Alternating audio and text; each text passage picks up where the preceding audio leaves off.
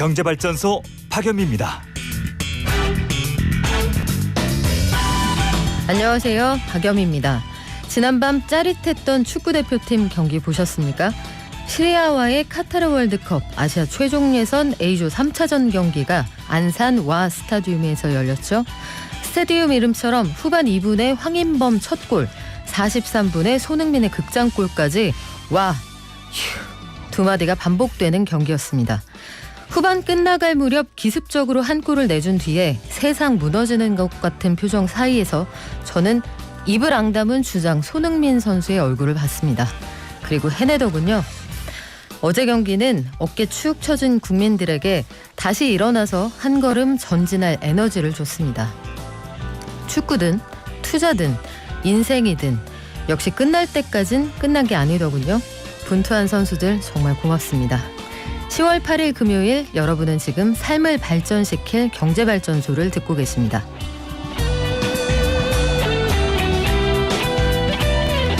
정은경 질병관리청장이 11월 9일 이후부터는 위드 코로나를 시작해볼 수 있다. 구체적인 시점을 처음 언급했습니다. 그리고 전 세계를 뒤흔들고 있는 오징어 게임. 중국 60여 개 사이트에서 불법 유통된다는 소식이 들어와 있고요. 국정감사에서 가스공사군요. 조단위에 투자 손실을 냈다. 이 내용이 공개되면서 도마 위에 올랐다. 이런 이야기가 들어와 있는데 어떤 내용인지 한번 정리해 보겠습니다. 카카오, 네이버 이런 회사들도 한때는 스타트업이었는데요. 2022년 보다 건강하게 스타트업 생태계 만들기 위해서는 어떤 노력이 필요할지 함께 정리해 보고요. 이어서 주식시황. 간밤에 미국 증시 정리하면서 좀처럼 살아날 기미가 없는 국내 장 전망도 한번 다시 정리해보죠. 금요일. 이제 불금이라는 말이 사라진 지 오래됐습니다만 저희는 금요일에 불타는 경제라는 코너를 한번 만들어봤는데 앞으로 매주 금요일마다 경제인사이트를 정리하는 시간을 한번 마련해 보겠습니다.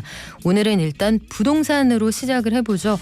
빠숑이라고 하면 더 잘 아실 것 같은데요. 불인이들과 오랫동안 함께해 오신 빠숑님 모셔서 인사이트 한번 들어볼게요. 자, 저희 코너에 여러 가지 변화가 좀 있는데 의견은 시청자 게시판이나 SNS로 받겠습니다. 청취율 조사 기간 시작됐고요. 경제발전소 박연미입니다. 응원해주세요.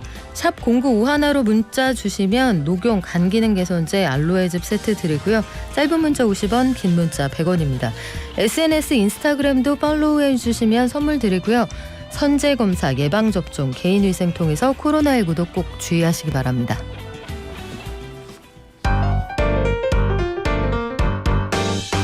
깨어있는 경제발전소. 매일 아침 9시 경제를 이해하는 똑똑한 습관. 경제발전소 박연미입니다. 매일 아침 쏟아지는 경제 뉴스 10분만 투자하면 충분히 따라잡을 수 있습니다. 한국경제신문 임현우 기자가 정리했습니다. 안녕하세요. 네, 안녕하세요. 네, 정은경 청장이 11월 둘째 주부터는 위드 코로나 시작할 수 있다. 처음으로 얘기를 했군요. 네, 어제 국회 국정감사에서 야당 의원과 정 청장의 질의응답 과정에서 나온 답변이었는데요. 이달 마지막 주 초에 국민의 70%가 접종을 완료할 것이고 그러면 명령 형성 기간인 2주가 지나는 11월 둘째 주에는 단계적인 일상회복을 위한 기반이 마련될 것이라는 전망입니다. 앞서 정부는 국민의 70%가 접종을 완료해야 단계적인 일상회복으로 전환할 수 있고 사회적인 거리두기를 조정하면서 11월에는 체계 전환에 나서겠다 이렇게 밝힌 바가 있는데 조금 더 구체적인 시점이 나온 게 처음이었습니다. 방역당국은 아직 구체적인 날짜까지 콕 집어서 말할 수 있는 단계는 아니라고 선을 긋고 있는데요.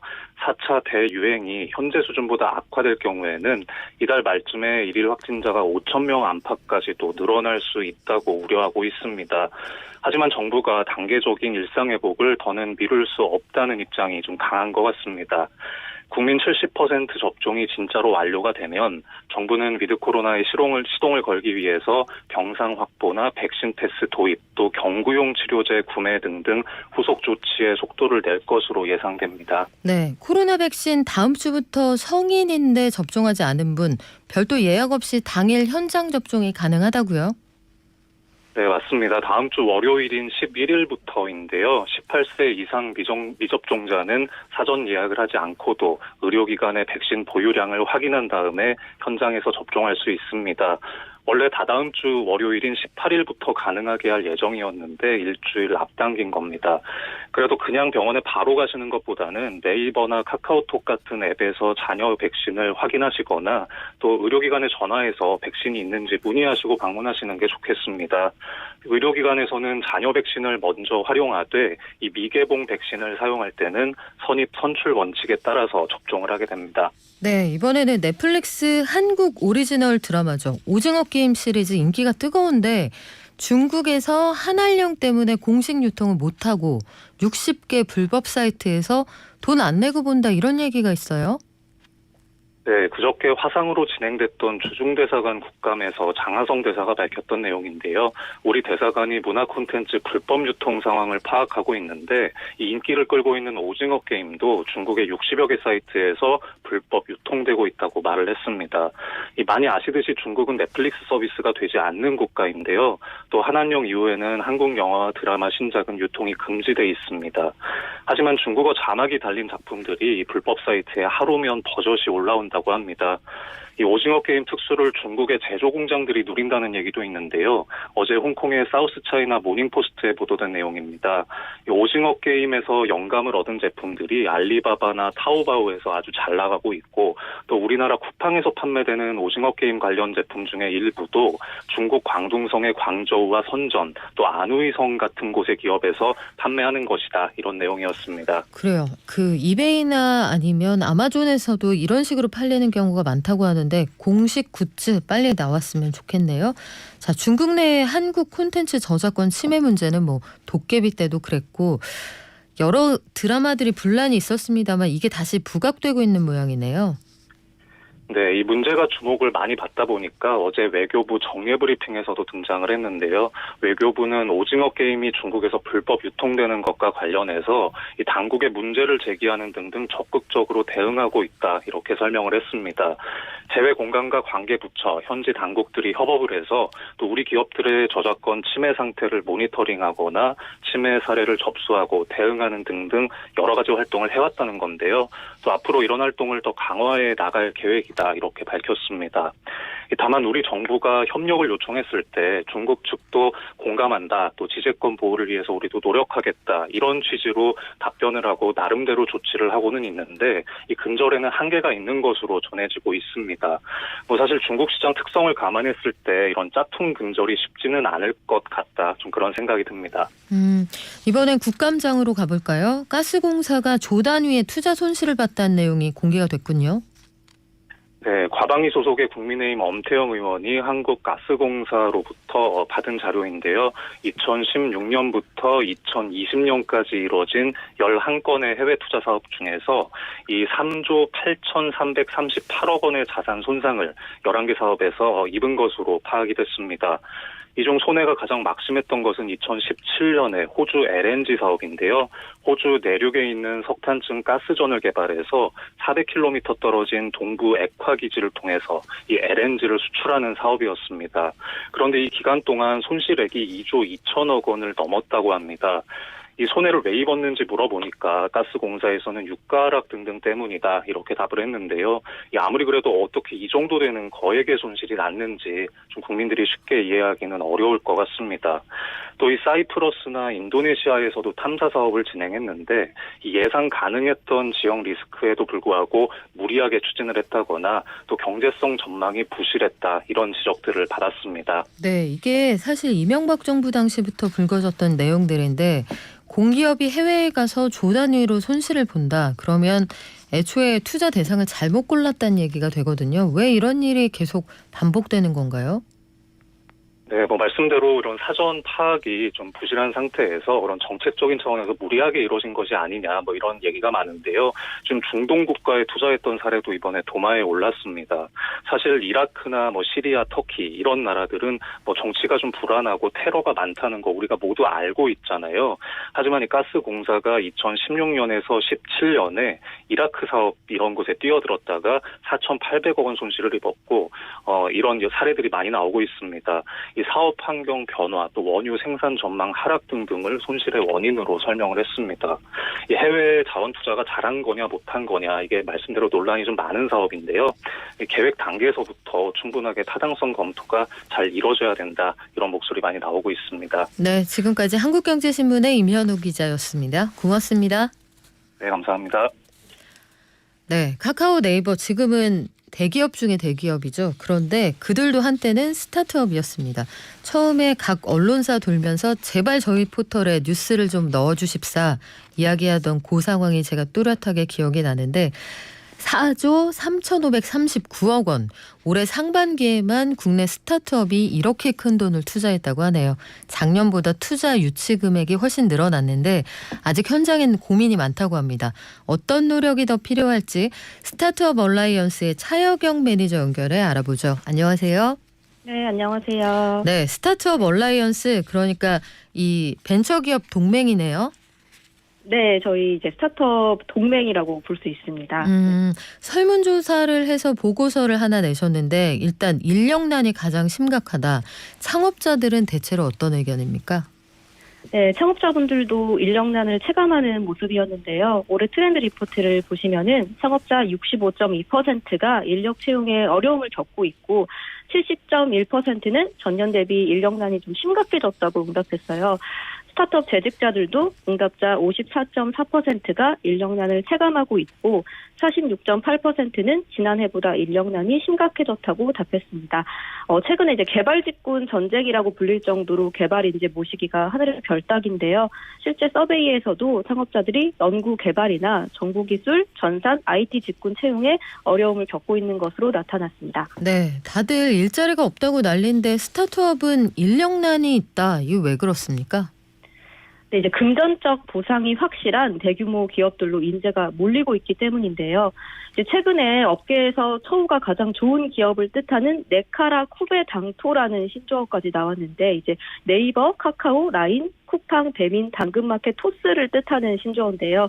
이런 대규모 IT 기업들이 인재를 모시기 위해서 연봉을 1.5배에서 2배 이상 인상한다거나 아니면 성과급, 샤이닝 보너스를 준다든지 적극적으로 금전적 보상을 내세우고 있고요. 저희 트렌드 리포트를 보시면 스타트업 재직자는 44.8%가 대기업 재직자는 무려 58.8%가 향후 스타트업으로 이직한다면 금전적 보상을 가장 신경 쓸 것이라고 답했는데요.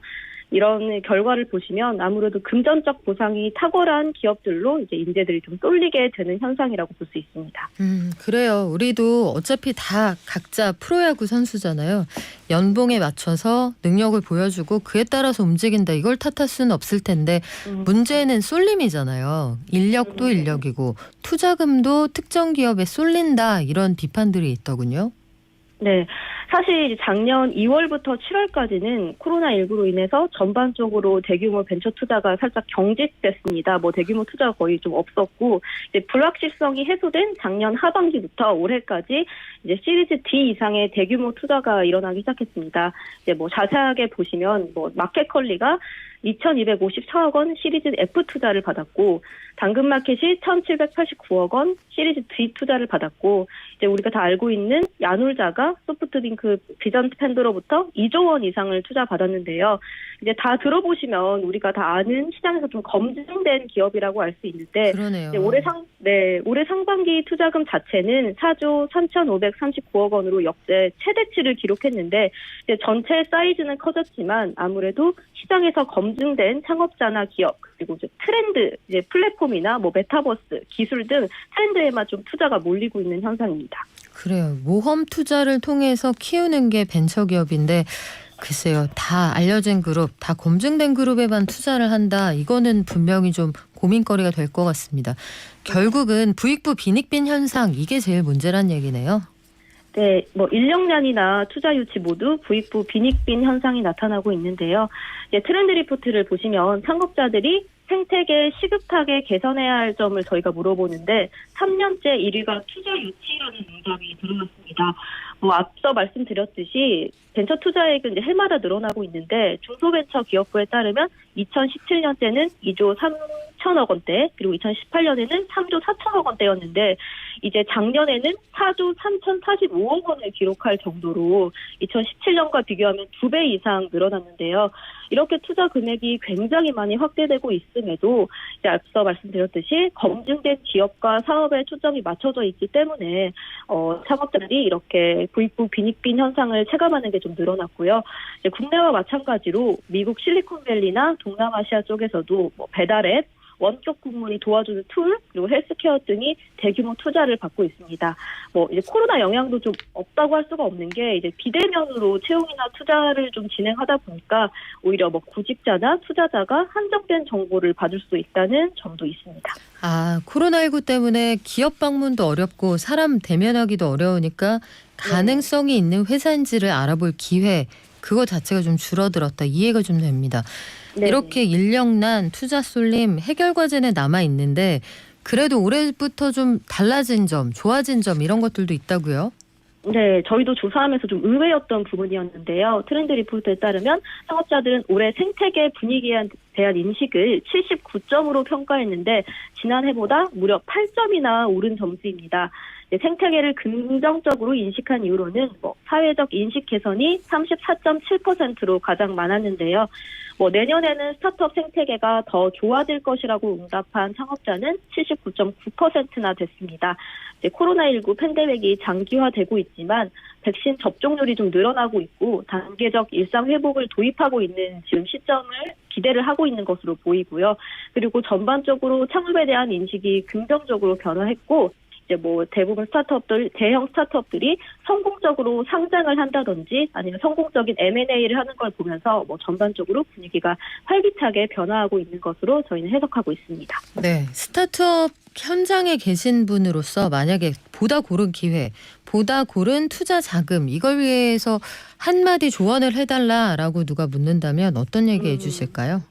네, 이제 사실 스타트업 생태계가 인프라나 환경도 굉장히 많이 성장을 했고 좋은 창업자나 좋은 스타트업들이 많이 나오고 있는데 이제 건강한 생태계를 위해서는 생태계 선순환을 위해 좀 애써줘야 한다는 생각입니다. 정부, 투자자, 대기업, 창업 지원 기관들이 스타트업 생태계 선순환을 위해서 각자의 자리에서 각자의 역할을 해준다면 더 발전될 수 있을 것 같습니다. 네, 지금까지 스타트업 얼라이언스의 차여경 매니저였습니다. 고맙습니다.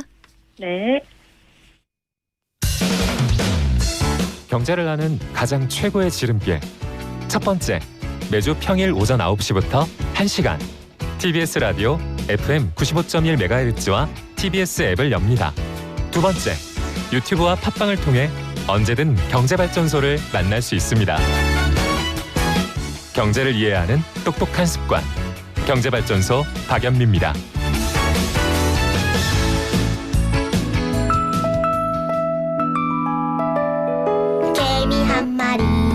개미 두 마리, 개미 세 마리가 사과를 들고 하나, 둘, 셋. 네, 요즘 투자자들 하루하루 한숨이 늘어나는데 어제는 약간 올랐습니다. 이달 들어 첫 상승이었는데 앞으로 또 어떻게 될 거냐 이거 장담하기 어려운 상황이거든요. 미래에셋증권의 서성영 본부장 연결해서 증시 한번 미리 보죠. 안녕하세요. 네, 안녕하십니까. 네, 간밤 뉴욕 증시부터 정리 부탁드립니다. 일단 미국 증시는 공화당의 부채 한도 협상 관련 유화적인 발표와 미국과 중국의 정상회담 기대 속에서 상승 출발을 했었습니다. 대부분의 종목들이 강세를 좀 보였고요. 이런 가운데 장 시작하자마자 척 슈머 민주당 상원 원내대표도 연장안에 합의를 하면서 상승폭을 확대하기는 했었습니다. 그렇지만 이제 여전히 높은 인플레와 고용지표 개선으로 연준의 테이퍼링 속도가 좀 빠르게 진행될 수 있다는 우려로 장 후반에 상승분을 일부 반납하면서 마감을 했고요. 고점 대비 약 한 0.7% 정도 하락을 했다고 보시면 될 것 같습니다. 네. 전반적으로 오늘 저녁에 이제 발표가 되는 미국의 고용 보고서 발표 때문에 잠시 이제 숨고르기 장세라고 보시면 될 것 같고요. 네, 부채 협상 한도 요거 타결이 된 거예요? 그러게요. 그러면 좋은데 일단 공화당 맥코넬 상원 원내대표가 부채 한도에 대해서 이제 12월까지 유예하자라고 발표를 했었는데 그러자 이제 민주당 상원 원내대표도 그래 오케이 해가지고 합의를 했습니다. 근데 문제는 12월 초까지 이제 기간이 정해져 있는 상태이고요.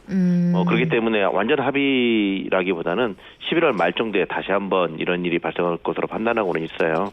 그러니까 공화당이 왜 이런 식으로 유화적으로 갔냐면 지금 2024년도에 미국의 대통령 선거가 있는데 트럼프 대통령 당선 가능성이 바이든을 올라섰습니다. 확 튀어 올라갔고 내년도에는 또 민주당과 그 중간 선거가 있는데 상하원 모두 공화당이 장악할 가능성이 훨씬 높아졌거든요. 그러고 있으니까 지금 현재 공화당 입장에서는 뭔가 좀 장기화된 그 불안 심리를 좀 야기시켜야 되기 때문에 일단 12월 초까지 연기를 시켰고 내년 초까지도 계속적으로 이 흐름이 이어질 여지가 충분히 있기 때문에 여전히 정치 불확실성은 이어진다고 봐야 될 것 같습니다. 네, 공화당 입장은 알겠는데 왜 우리도 같이 불안해해야 하는지 참 답답한데요. 미중 간의 갈등이 좀 완화되는 거 아니냐, 요 정상회담 열릴 수 있다는 얘기가 있어요. 일단 뭐 미국과 중국 정상회담이 올해 안에 있을 것이라는 소식이 전해졌는데 이거 그 전날 미국 증시가 상승 전환하는 힘을 좀 보여줬던 게 이거였고 어제 우리나라 주식시장의 강세 요인도 이거였었거든요. 그랬는데 일단 뭐 바이든 대통령이나 뭐 일부 무역대표부 대표 같은 경우는 여전히 강경 발언을 좀 하고 있는 상태이고요. 왜 이런 얘기가 나왔냐면 어제 그제 미국과 중국의 고위급 회담이 좀 있었는데 여기에서 그 미국과 중국의 무역 분쟁과 관련된 걸 논의를 하고 아시아 태평양 지정학적 리스크와 관련된 것들을 논의를 했어요. 그렇기 때문에 정상회담이 개최가 되고 이거는 처음으로 열리는 개최거든요. 네. 바이든 행정부 이후에. 그렇기 때문에 여기에서 관련된 내용들이 다시 한번 논의가 될 수가 있고 만났다는 것 자체만 해도 일단 이야기를 나누는 게 중요한 거죠. 그것 때문에 좀 긍정적으로 받아들이고 있다라고 보시면 될 것 같습니다. 네, 그동안 두 정상이 통화만 했으니까요. 일단 얼굴 맞대고 어떤 얘기 할지 요거 좀 기대 걸어볼 만한데 미국 고용지표는 개선됐다. 연준은 테이퍼링을 더 빠르게 진행할 수도 있다. 이런 얘기가 계속 흘러나오는 모양이죠. 그러니까 최근 연준 위원들 발언들이 이제 좀 이어지고 있는데 그 과거와 좀 다른 점은 인플레이션 목표는 달성했지만 고용은 여전히 주목해야 한다라고 하고 하는 게 이제 요즘의 특징이라고 보시면 돼요. 그러니까 지난 8월 고용 보고서가 완전 쇼크 수준으로 나쁘게 나왔기 때문에 그때 이후로 이제 고용에 주목을 하고 있는데 최근 들어서 고용이 다시 개선되고 있어요. 이제 그러다 보니까 이제 고용마저도 개선이 되면 야 이거 연준이 유동성 축소하는 거 좀 빨리 진행될 수도 있겠네. 이런 우려가 좀 있거든요. 그래서 오늘 저녁에 발표되는 미국의 고용보고서가 만약에 너무 잘 나와도 경기에 대한 기대나 이런 것보다는 오히려 테이퍼링 이슈가 이제 부담을 줄 수가 있어서 전반적으로 미국 증시의 상승분을 반납을 했고 오늘 우리나라 주식시장도 상승분을 많이 반납을 했습니다. 아, 그래요. 지금 안 그래도 막 코스피 시장 어떤지 여쭤보려고 했는데 어떻습니까? 일단 삼성전자 실적 발표를 했잖아요. 네. 실적 발표를 했는데 영업이익이 예상치를 소폭 하회했습니다. 근데 이제 이게 역대 최고치를 경신하긴 했는데 이게 반도체 가격 때문에 이런 일이 발생을 했다라고 보시면 될 것 같고요. 반도체 업황이 꺾였기 때문에 다음 분기, 다다음 분기, 한 3개 분기 정도는 계속적으로 영업이익이 둔화될 것으로 전망을 하고 있는 게 시장의 공통된 현상이고요. 사실은 이것 때문에 최근 들어서 삼성전자가 빠졌냐? 아니다. 일부 뭐 주변 여건 때문에 빠졌다. 뭐 이런 식의 논란들이 좀 많은데 만약에 이제 이런 업황 피크 이슈 때문에 빠졌다라고 하면 뭐 반등을 줄 수는 있겠지만 오늘도 삼성전자 실적 발표 뛰고 나서 상승 출발을 했다가 지금 거의 보합까지 빠졌고요. 네. 하이닉스는 2% 가까이 하락을 하고 있습니다. 전반적으로 대체적으로 대부분의 종목군 중심으로 해서 매물이 좀 나오고 있는 게 특징이라고 보시면 될 것 같습니다. 아, 오늘은 좀 힘을 받나 했는데 다음 주에 한번 기대를 걸어보겠습니다. 지금까지 미래에셋증권 미디어 콘텐츠 본부의 서상영 본부장이었습니다. 고맙습니다. 감사합니다.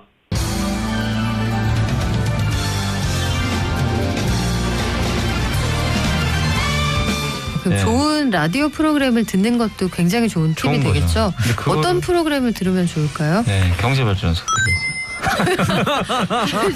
좀 힘차게 얘기해줘요, 이사님. 네네. 저한테 물어주세요. 네, 홍 박사님 어떤 프로그램 들어요? 경제발전소가 최고인 것 같아요. 아, 정말요? 아, 저 네. 겸손할래요. 네.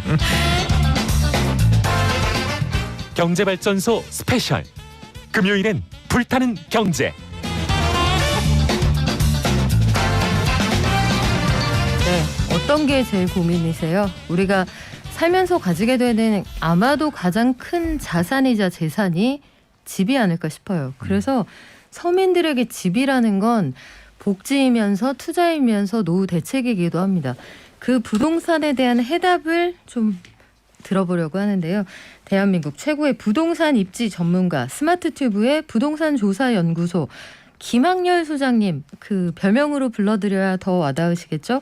빠숑님 나오셨습니다. 안녕하세요. 네, 안녕하세요. 아니 저는 빠숑의 세상 답사기라는 블로그, 뭐 동영상 오디오 채널 이거 많이 봐서 감사합니다. 굉장히 이제 이쯤 되면은 이렇게 오랫동안 방송을 하셨으면 이렇게 수염 하얀 수염 나고 막 공중부양 하실 정도로 네. 어르신이 아닐까 했는데 그 또래셨어요. 대체 소장님은 언제까지 불장이 이어질 거다 이렇게 예상을 하고 계신가요?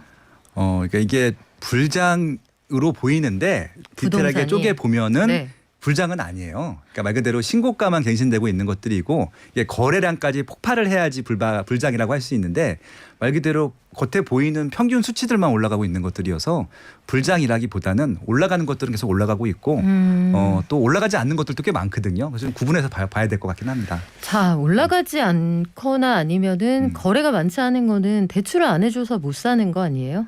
그런 경우도 있죠. 그러니까 그리고 또 시세가 너무 올라서 못 사기도 하고요. 그게 좀 궁금하더라고요. 너무나 이 내가 총알만 장전이 되면 달려갈 준비가 돼 있는데 돈이 없어서 못 사는 건지 아니면 정부 일각에서 판단하는 것처럼 대세 상승기가 꺾였기 때문인지 일단 저는 그게 궁금합니다. 지금 말씀하신 부분들이 이유가 다 설명이 될 것 같고요. 그런 요인들과 포함해서 지금 이제 불장이라고 했던 것들은 가격이 오르고 있기 때문이라는 것들을 먼저 전제를 해두고요. 거래량은 이제 줄었습니다. 네. 보통 거래량이 줄게 되면 가격이 빠지는 것이 일상적인데 지금은 이게 이제 거래량이 빠져서 가격이 빠지려고 하면은 매물이 쌓여야 되거든요. 근데 시장에 거래될 수 있는 매물은 워낙 적다 보니까 아직 사고 싶은 매수자들은 또 많거든요. 그래서 적은 매물에 비해서 또 매수자들 많다 보니까 이 가격은 많이 비쌉니다. 그래서 이 비싼 가격을 주고 살 것인가 말 것인가. 더군다나 지금 대출이 안 나온 상황이기 때문에 순수 내 경제력으로만 사야 되다 보니까 고민하시는 분들이 많아졌고요. 그럼에도 불구하고 비싼 가격에도 이제 매수를 하시는 분들이 간혹 나오기 때문에 거래량이 급감했는데도 불구하고 신고가는 갱신되고 있다라고 보시면 될 것 같고요. 네.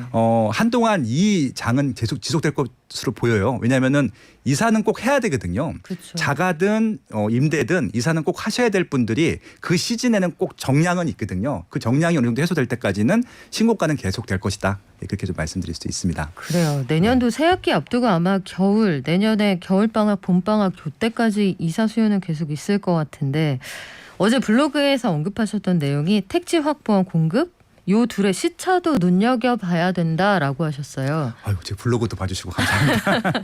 택지 확보와 공급 시차를 눈여겨봐야 된다. 이거 무슨 말씀이죠? 지금 정부에서는 아무래도 공급량이 적기 때문에 수요 대비 공급이 적기 때문에 공급이 필요하다는 것들을 이게 임기 초반부터 했었으면 지금 좀 상황이 달라졌을 텐데 이것을 2019년도 말, 그러니까 2020년도 들어서 본격적으로 시작을 했거든요. 네. 그래서 이전 3년 동안 공급을 못 하다가 2020년부터 공급에 대한 대책이 나왔었고요. 그래서 이제 뭐 3080이라든지 뭐 200만 호 공급 예정이라든지 이렇게 하면서 여러 가지 택지를 확보한 것들을 발표를 했습니다. 그래서 많은 분들이 이제 택지를 확보했기 때문에 곧 공급이 될 것이다라고 예상을 하고 있는데 실제로 택지를 확보가 다 되지 않았고요. 계획만 잡은 것들이에요.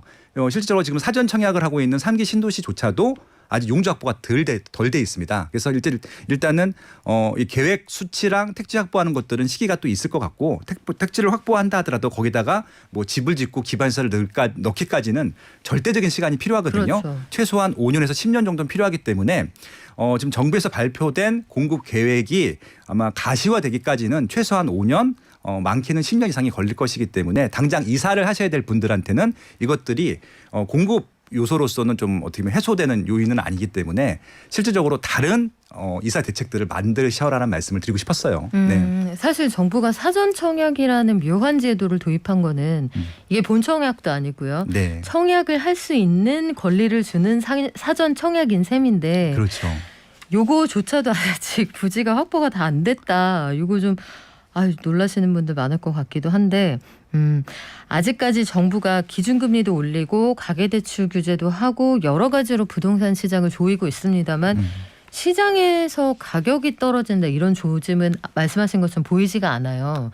이거는 왜 그렇습니까? 아까 말씀드린 대로 시장의 가격이 빠지기 위해서는 매수자보다 매도자들이 더 많아야 빠지거든요. 팔고 싶은 사람이 더 많아야 된다. 그렇죠. 그렇죠. 네. 일단 시장에 매물이 적기 때문에 당장 이사를 가셔야 될 분들이 지금 한 100만 명이다라고 했을 때 100만 개가 안 되게 되면은 당연히 100만 명에서 만약에 한 80만 개만 매도가 물량이 나왔다. 그럼 20만 명 분의 분은 경쟁을 해야 되잖아요. 의자 뺏기랑 똑같네요. 그래서 네. 결국은 그 해당되는 입지나 해당되는 상품을 매수하기 위해서는 남들보다 돈을 더 많이 지불해야 됩니다. 그렇죠. 예, 지금 오징어 게임이 굉장히 유행인데 아이고 맞아요. 일종의 그런 네. 서로 제살 깎아먹기 경쟁들을 하고 있는 겁니다. 결국 그래서 현재 추세들을 보시면은 서울은 계속 거래량은 미미하고 왜냐하면 이사를 안 나가려고 합니다. 서울에 계신 분들도 이사를 가고 싶은데 이 집을 파는 순간 그 집도 못 사거든요. 그러다 보니까 복지부동을 하고 있고 그러다 보니까 시장에 나올 매물이 없다 보니까 서울에 들어오셔야 될 분들이 못 나오고 결국은 서울에 들어오시는 분들은 돈을 많이 지불하신 분들, 서울에 있던 분들도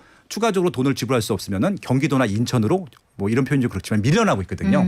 그러다 보니까 최근에는 경기하고 특히 인천이 시세가 많이 올랐어요. 맞아요. 예. 인천, 의정부 이런 데 상승폭이 굉장히 크더라고요. 그러니까 네. 과거에는 아마 정상적인 시장이었다고 하면은 오르지 않았을 시장 같아요. 그러다 그랬었는데 워낙 신규 물량들도 적고 기존 물량 중에서도 매물로 나온 곳이 적다 보니까 조금 더 저렴한 곳 그리고 실제로 매물이 있는 곳을 찾아가다 보니까 인천에서는 동구가 제일 저렴한 지역이거든요.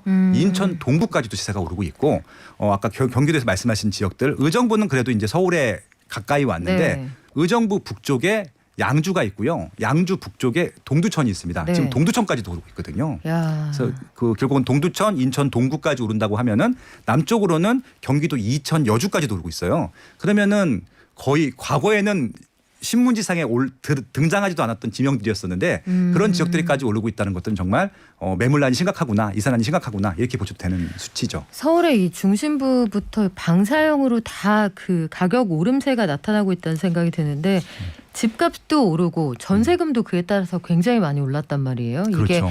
전세금이 올라서 집값이 오른 건지 뒤에가 먼저 오르고 앞이 오른 건지 잘 모르겠습니다만 일단 전세금은 왜 이렇게 올라갑니까?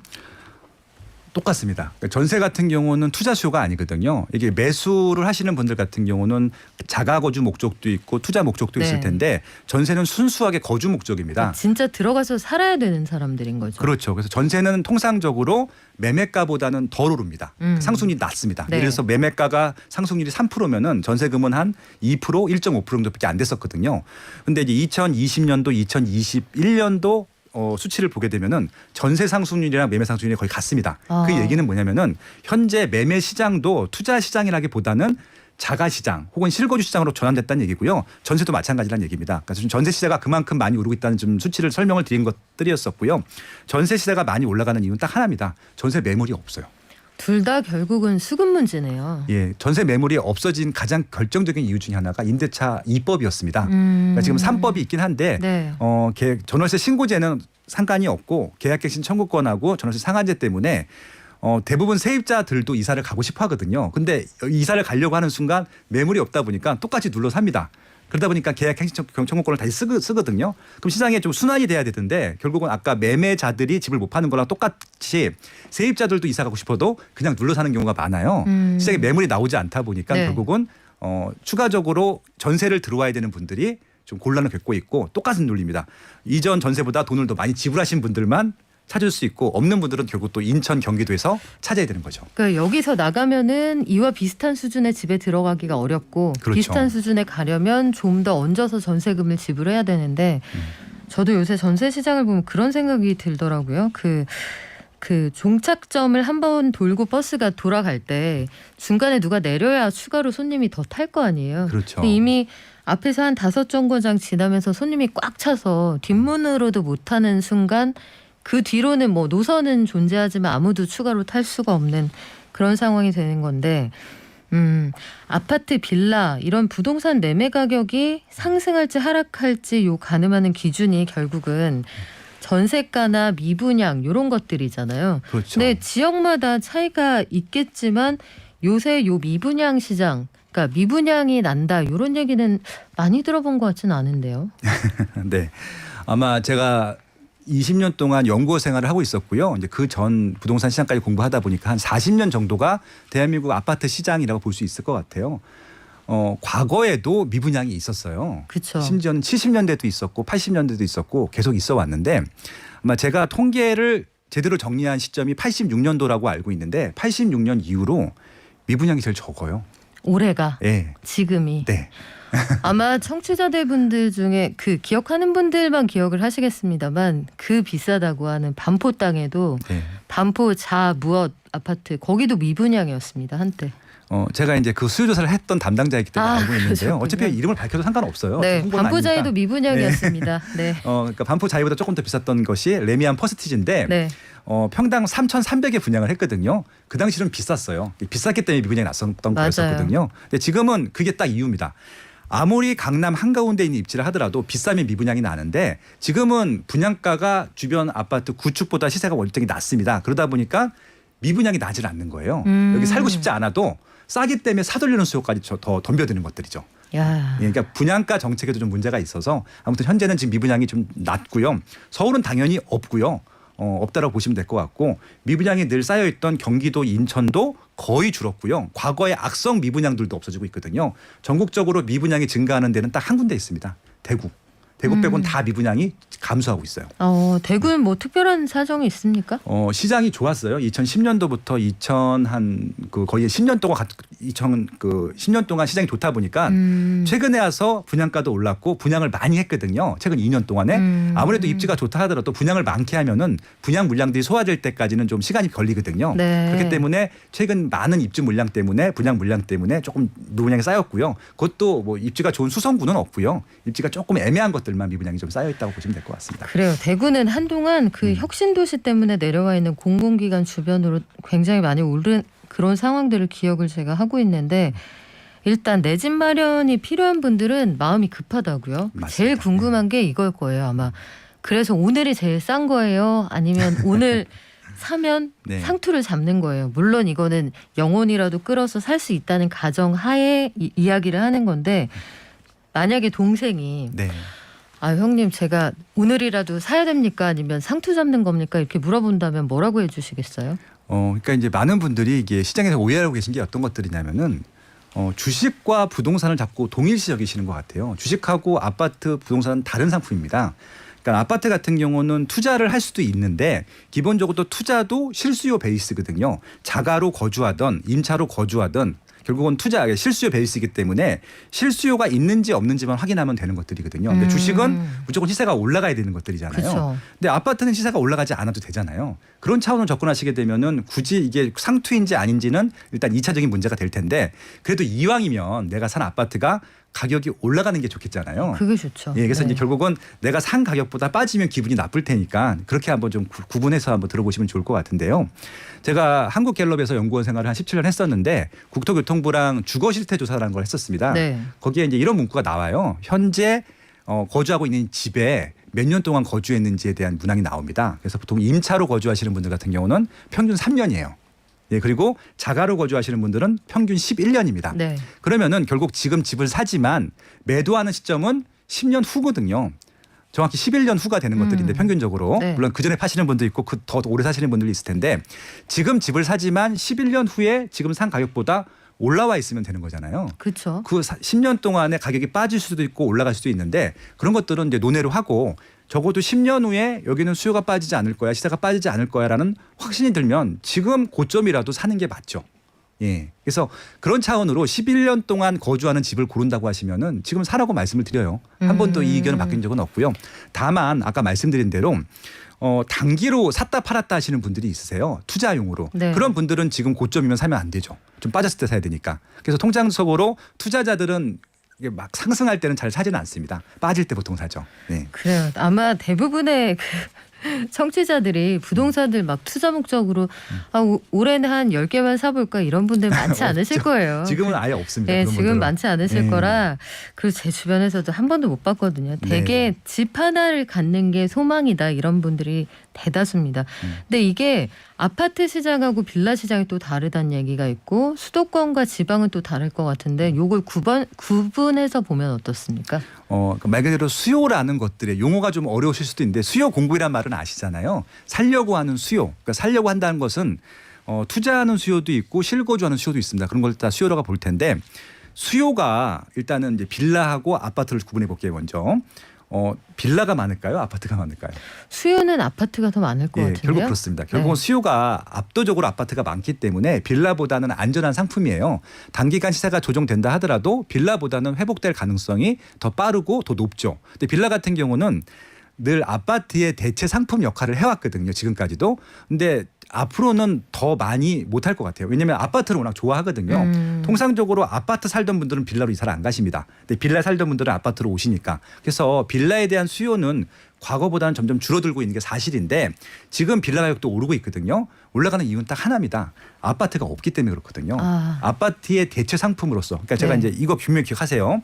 빌라 수요는 과거보다 지금 줄고 있어요. 주는데도 가격이 올라간다는 것은 그만큼 아파트가 공급이 부족하다는 메시지로 보시면 될 것 같아요. 일단 아파트는 빌라는 그렇게 보시면 될 것 같고요. 그럼 빌라는 사면 안 되느냐? 아니요, 사도 되는데 정말 실거주 목적이라고 하면 사셔도 됩니다. 그리고 빌라라 하더라도 가격이 올라가는 지역이 분명히 있습니다. 네. 어느 지역이냐면은 입지가 좋아지는 데가 있어요. 그러니까 그 지역의 거주. 그러니까 이제 지금부터 이제 서울과 지방 얘기를 말씀을 드릴 텐데 부동산은 가장 중요한 게 입지거든요. 입지라고 하는 것은 똑같습니다. 그 입지에 살려고 하는 수요가 증가하게 되면은 가격이 올라가는 것들이고 빠지게 되면 가격이 빠지게 되는 것들이거든요. 네. 결국 서울이란 입지는 지방보다 살려고 하는 수요가 많아요. 그 이유는 일자리가 많기 때문에 직장이 그렇죠. 많기 때문일 텐데 그렇다라고 했을 때 결국은 이제 빌라 아파트에서도 만약에 여기는 아파트가 더 공급될 가능성이 낮고 빌라만 많은데 입지는 좋아져요. 왜냐하면 일자리도 가깝고 교통망도 좋아지고 심지어는 없던 학교도 생기고 주변이 깔끔하게 정돈이 된다. 그러면은 빌라 수요도 증가하거든요. 그 입지에 꼭 살아야 될 분들이 있으니까. 일단은 부동산은 입지가 선행하고요. 상품이 후행한다고 보시면 돼요. 결국에서 입지 호재가 있는 지역들은 빌라도 올라갈 수 있거든요. 네. 그런 빌라 사시는 것들은 괜찮고요. 또 하나 입지 다음에 상품이라고 말씀드렸잖아요. 네. 상품이 좋아지는 경우가 있어요. 지금은 다세대 빌라지만 재개발을 하는 경우가 있습니다. 아하. 예, 그런 것들이 좀 네. 가능성이 높은 빌라들은 사셔도 되죠. 예. 그래요. 일단 보는 눈이 있어야 된다는 얘기인데 그럼 보는 눈은 어떻게 키우면 될지 교통정보 듣고 와서 알려드릴게요. 자, 오늘 빠숑님과 함께하고 있는데 새 책이 나왔어요. 당신만 몰랐던 부동산 투자. 아직 인쇄도 안 됐습니다. 네, 원고가 이제 넘어갔습니다. 네. 잉크가 마르면 다시 나와주시기로 했거든요. 예, 다음 주에 나옵니다. 네.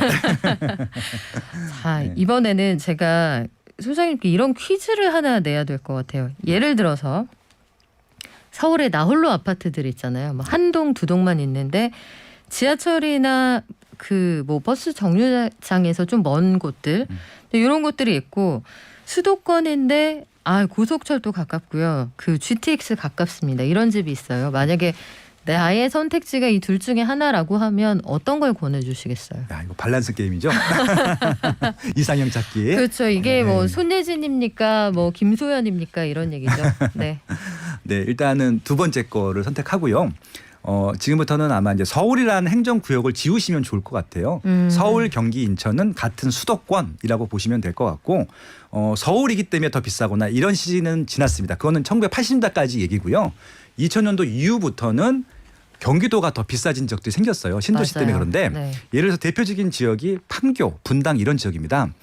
경기도지만 서울의 상위권 지역만큼 시세가 올라간 지역들이 있어요. 대표적인 지역이 과천이고요. 성남이고요. 그다음에 하남, 광명, 경기도 빅4, F4라고 하는데 과천, 성남, 하남, 광명은 서울의 상위권 지역보다 비싸거든요. 네. 그런 지역들은 경기도이지만 지금 말씀하신 대로 교통이 좋아요. 그러니까 어떤 교통이 좋냐면은 메인 일자리와 연결되는 교통망이 좋습니다. 그러니까 일자리가 제일 많은 지역이 강남구일 텐데 강남권에 갈 수 있는 입지라고 보시면 될 것 같아요. 그런 입지 같은 경우는 서울에 있는 웬만한 입지보다 비싸다는 것들이 증명이 됐기 때문에 지금 말씀하신 대로 지금 경기도라 하더라도 지금은 비역세권인데 GTX가 개통이 돼서 만약에 강남까지 20분에 갈 수 있다. 그러면 지금 들어가셔도 돼요. 서울의 웬만한 구축 역세권이 아닌 입지보다 훨씬 더 비쌀 것 같고요. 실제 지금도 그렇습니다. 지금 도봉구하고 금천구, 중랑구가 제일 저렴한 지역이거든요. 그 지역들보다 그 주변에 에워싸고 있는 경기도가 더 비싸요. 예, 그런 것들 한번 비교해 보셔도 바로 아실 수 있을 것 같아요. 서울이라는 행정구역을 지어라. 이게 네. 만약에 투자 겸 이렇게 생각하고 계신 분들에게는 도움이 되는 조언일 것 같은데 실거주도 마찬가지입니다. 실거주도 마찬가지군요. 예, 지금 판교가 굉장히 비싸요. 거의 강남구 시세거든요. 그렇죠. 예, 판교는 행정구역이 경기도, 성남시, 분당구거든요. 예, 그런 것만 보도 알 수 있죠. 판교 처음에 개발될 때 그 주변에 김밥 한 줄 사 먹으러 가기 어려웠던 기억이 나는데 너무 옛날 얘기인가요? 지금도 좋아지긴 했는데 네. 분당만큼 좋지는 않아요. 입지는 분당이 더 좋은데 미래 가치가 점점 좋아지고 있죠. 예, 그렇게 봐야 되겠죠. 세종시도 마찬가지입니다. 세종시도 처음에 청사 내려갔을 때 이 김밥들의 천국 있잖아요. 거기에 줄을 막 2시간씩 섰다는 얘기 들었었는데 그때는 상업 시설들이 굉장히 비싸고 잘 됐어요. 월세도 맞아요. 비싸고. 근데 지금은 또 상업 시설 시세가 또 많이 내려왔습니다. 이게 참 그 업앤다운이 항상 있는 것 같아요. 부동산은. 그럼요. 네. 근데 그 집값이 오르건 떨어지건 파동을 탄다라고 했을 때 집값이 대세 하락기에 접어들어도 크게 요동치지 않는 매물을 찾는 방법, 그런 눈을 가지려면 어떻게 해야 됩니까? 실질적으로 공부를 하시는 게 맞은데 어떻게 공부를 하시면 되냐면요. 그러니까 부모님들한테 여쭤보시면 제일 좋을 것 같아요. 엄마 아빠한테. 예. 네. 그분들은 부동산 전문가가 아닌데 엄마한테 한번 여쭤보는 거죠. 만약에 집값이 빠지면 엄마 이사 갈 거야? 예, 라고 하면은 대부분 안 가신다고 할 거예요. 네. 예, 그러니까 그렇게 안 가려고 하는 입지들을 사는 게 중요하거든요. 왜 안 엄마가 가요? 예. 혹시 동네에 친구가 많아서 안 가시는 건 아니고요? 그러면은 거기 있는 친구들도 아마 이제 뭐라 그럴까요? 거기 안 가시는 또 이유들이 있을 거잖아요. 근데 이제 어떤 말씀을 드려보고 싶은 네. 것들이냐면은 현재 거주하고 싶으신 분들이 많을수록 좋은 입지라는 말씀을 드려보고 싶습니다. 원주민들이. 네. 예, 근데 이제 지금 이제 아파트가 많은 입지들은 대부분 아파트로 가려고 한다고 말씀드렸잖아요. 이 기준들은 아파트가 많은 입지에 해당되는 것들이고, 만약에 아파트가 많지 않은 입지들 같은 경우는 좀 다른 각도로 접근하셔야 되는 게 맞을 것 같고, 말씀드린 대로 미래 개발 호재들, 이게 재개발이 될 것인지 교통망이 개통될 것인지 일자리가 들어올 것인지 보셔야 되는데, 기본적으로 아파트 살다 있던 분들은 아파트에서 아파트로 갈기 때문에 아파트가 입지가 뭐가 좋은 줄 아시거든요. 그래서 이제 아까 어머니들 중에서 정말 아파트가 아닌 입지에 살고 계신 분들은 그런 관념들이 별로 없으실 텐데, 아파트에 살아본 어머니들은 아파트 입지를 알고 있습니다. 그렇기 때문에 아마 좀 그렇게 여쭤보시라는 좀 농담처럼 네. 말씀을 드렸고요. 결론적으로 말씀을 드리면은 결국은 향후에도 그 입지에 살려고 하는, 그 입지에 있는 아파트에 살려고 하는 사람들이 많은지를 봐야 되는데, 아까 말씀드린 대로 일자리 옆에 있다, 직주 근접이다. 그럼 그 아파트는 가격이 하락할 가능성이 낮아요. 그리고 옆에 학원가가 이미 형성이 되어 있다. 대치동이나 목동이나 중계동처럼 거기는 집이 낡아도 가격이 하락할 가능성이 낮습니다. 네. 왜냐하면은 대기 수요가 많거든요. 항상 누군가 오고 싶어하는 사람이 그렇죠. 있어요. 그러니까 누가 이사를 나가야지 네. 들어오거든요. 실제 사례인데, 제가 이제 용산구 살고 있는데 용산구에 살고 있는 제 아들의 친구 어머니가 집은 대치동에 있으세요. 근데 이제 학자녀가 이제 애들 교육 끝나니까 대치동 지긋지긋하다면서 이사를 용산으로 오신 거예요. 네. 근데 집을 안 팔고 오셨어요. 용산은 전세고 거기 있는 집을 사두시고 오신 거예요. 그러니까 안 팔고 오신 거예요. 교육이 끝났는데 왜 예, 그러셨을까요? 그래서 왜 그러십니까? 그랬더니 저기는 나중에 재건축할 때까지 갖고 있으려고요. 그러더라고요. 아, 예, 왜냐하면 수요가 계속 있을 거고 나중에 재건축하게 되면, 그러니까 지금 이사 온 이유는 집이 너무 낡았기 때문이지 거기를 떠나고 싶지는 않다는 겁니다. 예, 그런 것들이 본능적으로 알고 계시거든요. 그 결국은 인프라는 그냥, 항상 원하는 누군가가 있다. 그렇죠. 그렇게 아마 아파트 사시던 분들은 입지 비교도 자연스럽게 되시고, 그러니까 아파트가 입지 비교가 되는 가장 또 좋은 이유 중에 하나가 객관화를 할 수 있거든요. 시세가 객관적인 지표예요. 시세가 비싼 것들은 그만큼 수요가 많다는 것들이기 때문에. 근데 아파트 이외의 다른 주거 상품들은 시세를 알 수가 없어요. 같은 빌라를 하더라도, 같은 지역에 있는 빌라를 하더라도 천차만별인데, 아파트는 그런 입지, 그런 종류의 아파트 연차만 보더라도 시세가 딱 나오거든요. 근데 시세가 높은 지역들은 수요가 많다는 것들을 객관적으로 알 수 있기 때문에 주부님들이 다른 건 몰라도 아파트 시세엔 되게 민감하시고 정보를 알고 계십니다. 예, 따라가시면 될 것 같아요.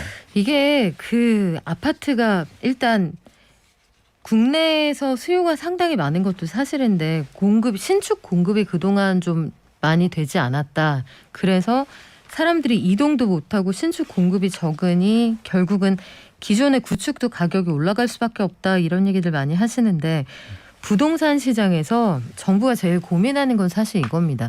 실수요자들이 여러 가지 어려움을 겪지 않게 해야 되지만 교란 세력이 있기 때문에 예컨대 투자만을 목적으로 부동산을 쓸어 담는 사람들, 이런 사람들 때문에 부동산 시장이 교란돼서 그걸 잡으려다 보니 여러 가지 부작용이 나온다 이렇게 주장을 하거든요. 네. 일단 단타로 부동산에 투자하고 이런 사람들이 진짜 있습니까? 있죠.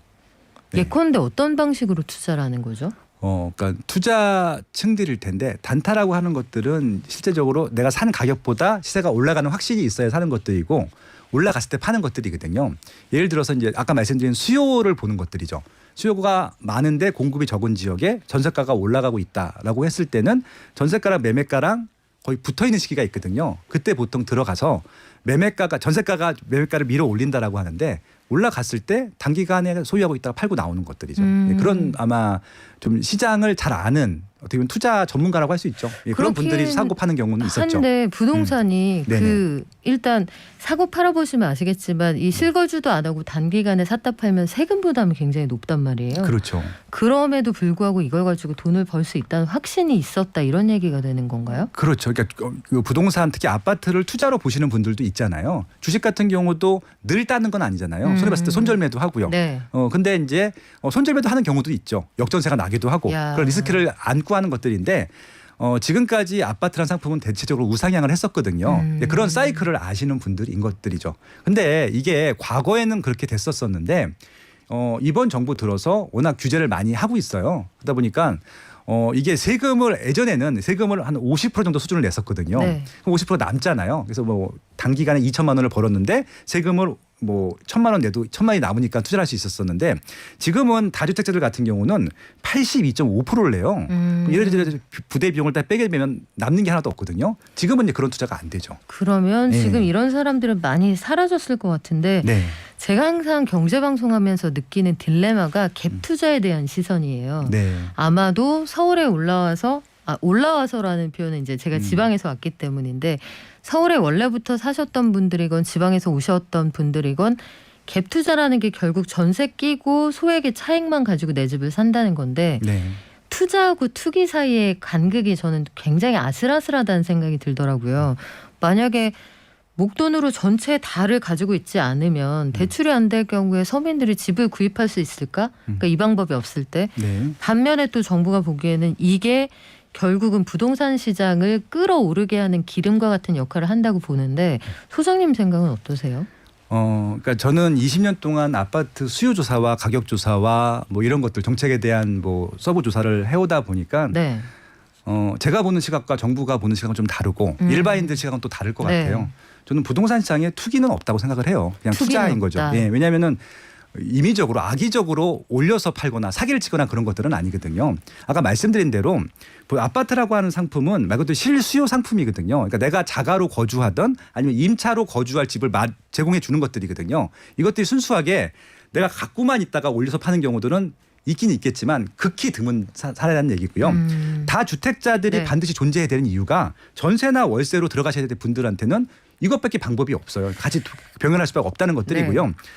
그리고 이제 단기간 샀다 팔았다는 상품들 같은 경우는 서울은 불가능하고요. 그러니까 서울은 자발적으로 중장기 임대 사업이 될 수밖에 없어요. 네. 네, 그러다 보니까 이것들이 그러니까 단기간 사고 팔 수 있는 물건들은 굉장히 금액이 작고 공시 가격이 낮은 가격들 같은데 그것들은 전체 부동산 시장에 영향을 주지는 않습니다. 저는 그거 좀 분리해서 보셔야 된다는 말씀을 드려보고 싶은 것들이고 다주택자들은 필요하다는 말씀을 드리고 싶었어요. 그래요. 여러 가지 의견이 있을 수 있는데 네. 오늘 올려주신 많은 의견들 저희가 스크린을 해서요. 다음 주에 다시 한번 이야기해 드릴게요. 오늘 빠숑 소장님과 함께했고요. 스마트 튜브 부동산 조사 연구소의 김학렬 소장님, 빠숑님이었습니다. 고맙습니다. 네, 고맙습니다. 선물 받으실 분 알려드릴게요. 간기능 개선제 행복해님, 알로에즈 2740님, 녹용 세트 9775님, 6644님, 쪽집게 과외 받은 것 같습니다. 늘 애청하고 있어요. 네. 저희도 더 열심히 준비해서 다음 주에 돌아오겠습니다. 샤베님 속 시원하게 말씀해 주셔서 고맙습니다. 자주 오세요 했는데 빠숑님 더 한번 모실게요. 고맙습니다. 발전.